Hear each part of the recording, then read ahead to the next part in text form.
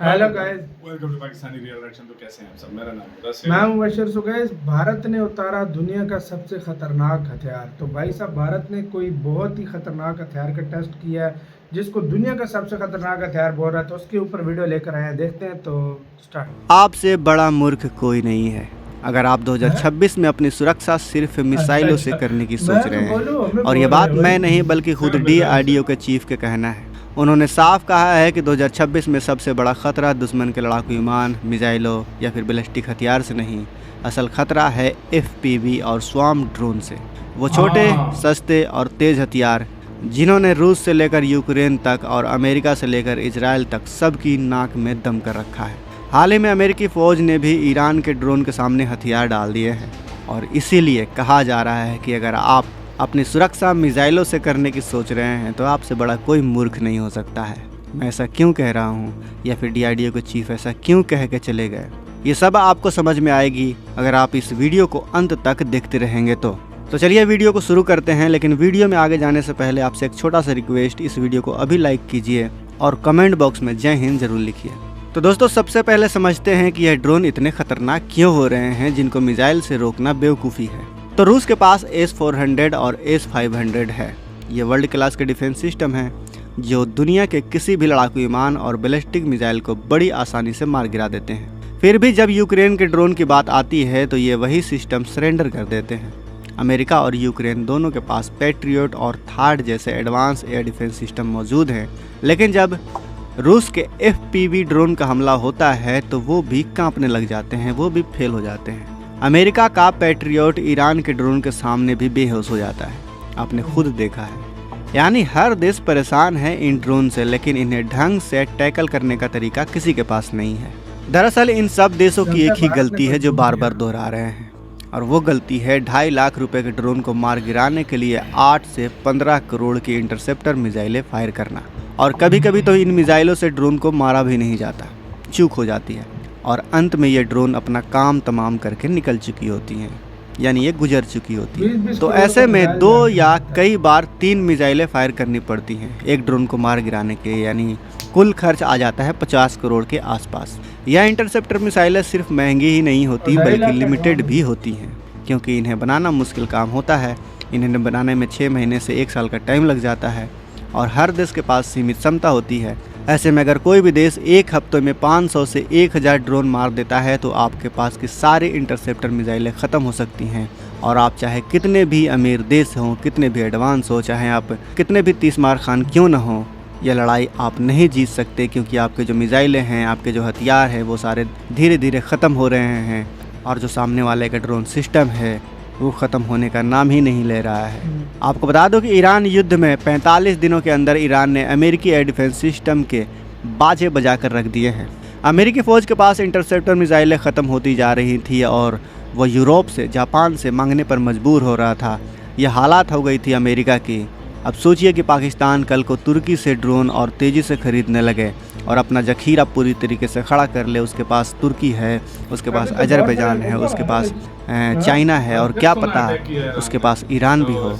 और इसी तरीके से अगर वो अपने ड्रोन बेड़े में अनलिमिटेड ड्रोन की संख्या बना ले तो फिर हम क्या करेंगे, भारत क्या करेगा।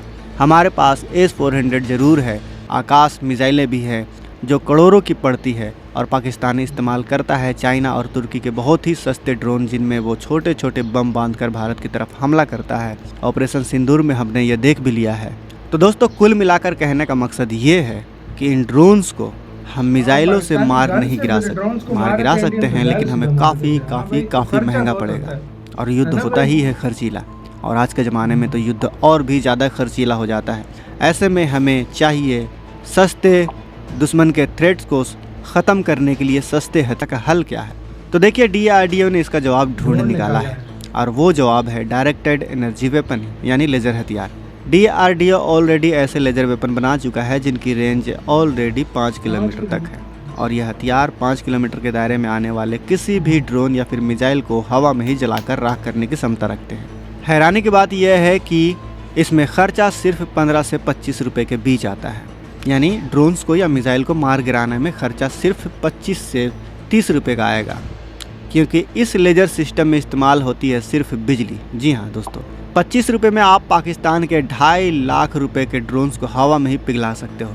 ये कोई फिल्मी बात नहीं है, ये हकीकत है।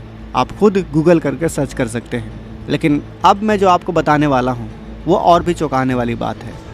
दरअसल DRDO एक नए लेजर वेपन सिस्टम पर काम कर रहा है जो 300 किलोवाट लेजर के कैपेसिटी का होगा। अभी तक दुनिया में जितने भी लेजर सिस्टम आए हैं, चाहे भारत का हो या फिर अमेरिका का या फिर इजराइल का, सब 15 से 25 किलोवाट तक ही होते हैं। लेकिन हम DRDO ने पहली बार 300 किलोवाट का एक ऐसा इनसेन लेजर वेपन बना रहा है जिसकी रेंज पूरे 20 किलोमीटर तक होगी। आपको जानकर गर्व होगा कि यह सिस्टम सिर्फ 1-2 ड्रोन्स को नहीं बल्कि पूरे 20 किलोमीटर के दायरे में आने वाली हर उस चीज़ को पिघला देगी जो आसमान में उड़ रही हो।